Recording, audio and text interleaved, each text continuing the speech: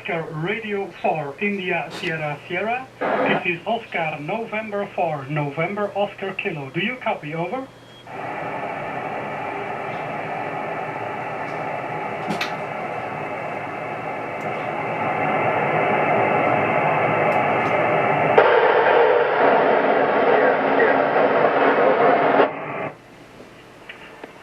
Oscar Radio 4 India Sierra Sierra.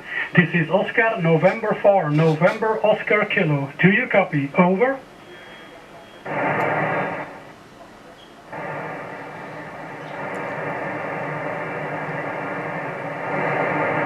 Oscar November 4 November Oscar Kilo from Oscar Romeo 4 India Sierra Sierra. I'll copy. Over.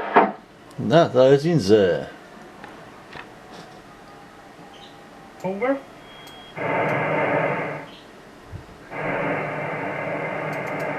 Oscar November 4 November Oscar Kilo from the International Space Station. I'll copy. Over.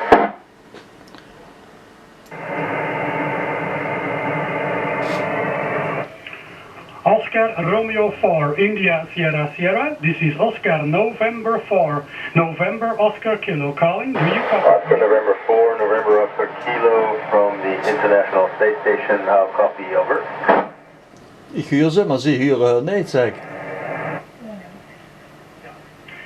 Oscar Romeo 4 India Sierra Sierra. This is Oscar November 4 Oscar November 4 November Oscar Kilo from the International Space Station. I'll copy. Over.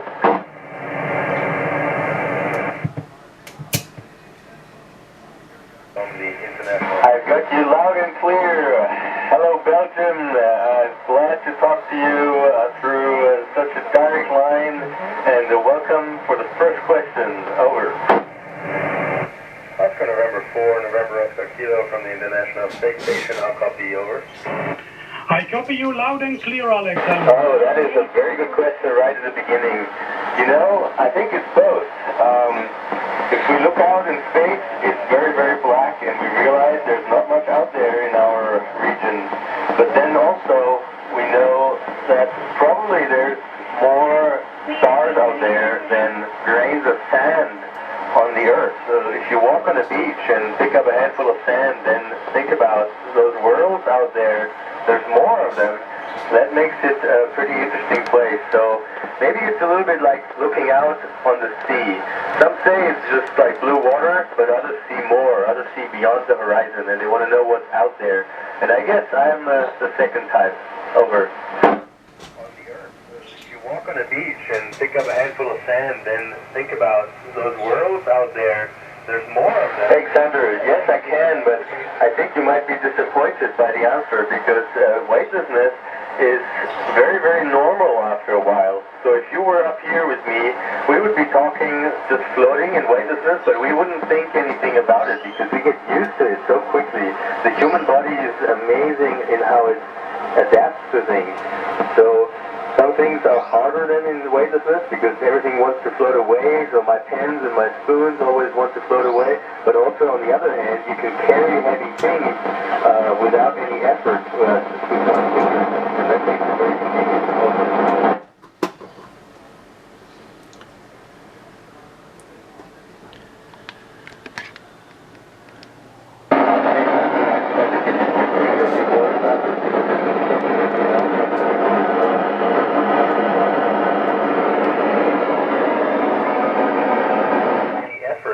Just with one finger, and that makes it very convenient. Over. Hi, I'm Jonathan. I'm worried about climate change. Can you see the impact of this when you live down on Earth? Over. Hey Jonathan, it has an end. It's not endless, right?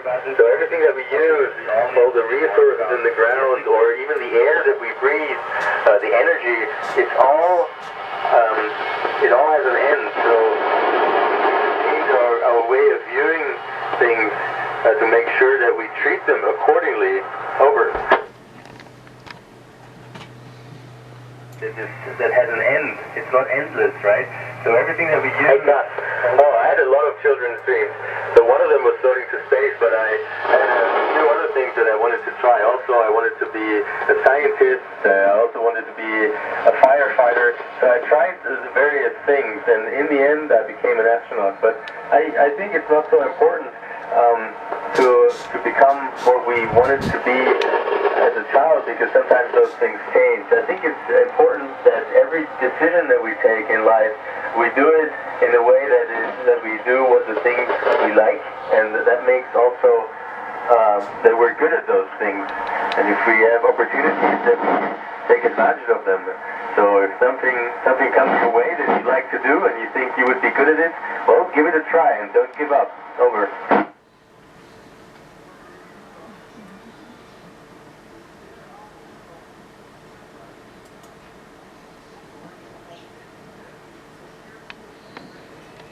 You know, before I was flying to space, I might have even answered that question with yes. But having been up here in space, away from our lovely planet Earth, I realized that I'm a human, I belong to Earth. I like to go out and have adventures. I like to go out to explore, right, the universe. I like to see different things. But in the end, I like to come back to our planet Earth because it's so beautiful and it's so valuable. It's the only place that we have that is so special. So if I knew I will not be able to come back, I guess I would not go. But then, of course, when we go to Mars, and I would love to go there, there's always a risk that something goes wrong. So this is something else. We understand that if we fly to space, then something could always happen, and we have a risk that we cannot come back. That is, I think, for me, okay. But if somebody told me you're not allowed to come back right from the beginning, I would not go. Over.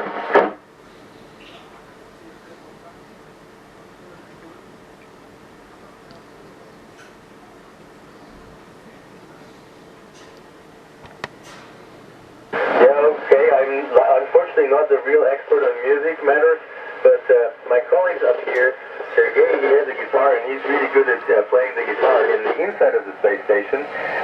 On the outside, that wouldn't work. You're completely right, because there's no air, so nobody would hear it and there would not be sound generated by the instruments. So music is unfortunately limited to the inside of the space station. Over.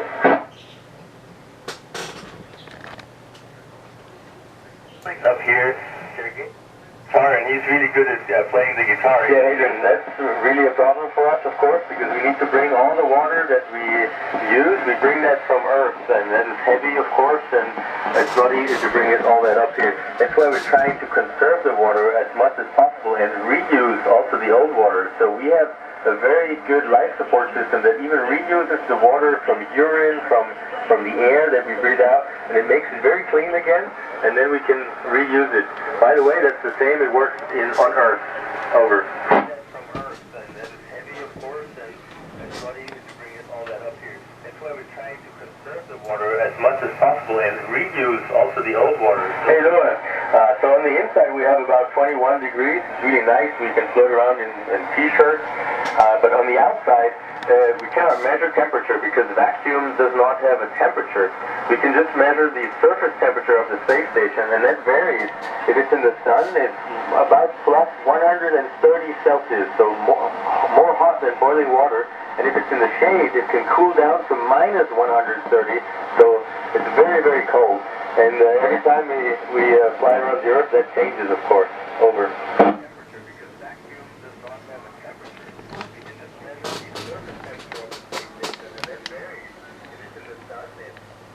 Oh, really good question, Maya. We do a lot of experiments taking away the factor of gravity.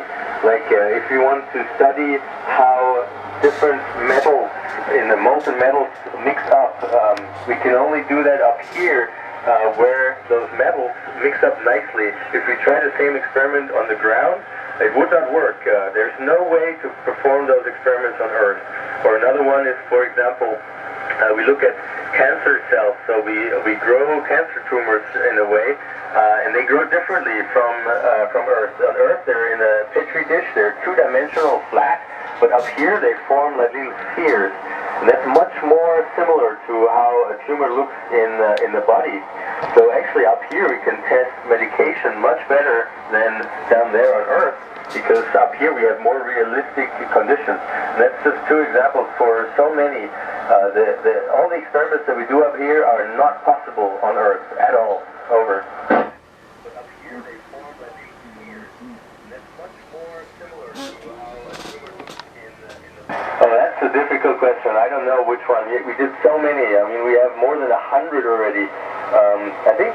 of the ones that I'm most impressed of is one where we can look into live cells. We have a microscope where we look into the cells and what they're doing while they work.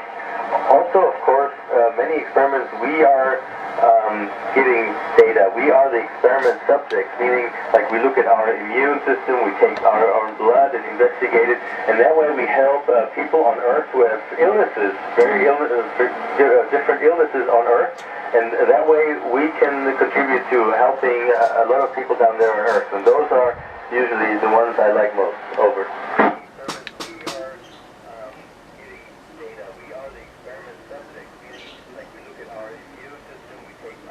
Oh, very actual question. Just yesterday, I assembled a new life support system that we flew that was built in Europe, and that is a new system that can produce oxygen from water, and it can reclaim water from the space station atmosphere. They can make new clean water out of old water.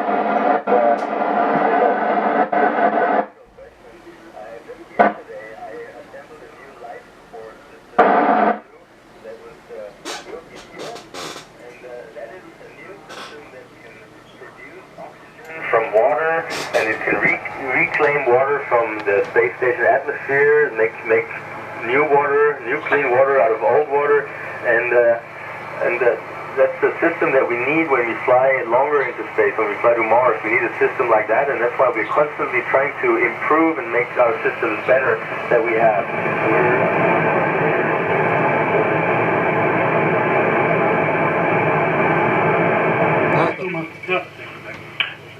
Good afternoon, Mr. Gerst. Herzlichen Dank voor al die vragen.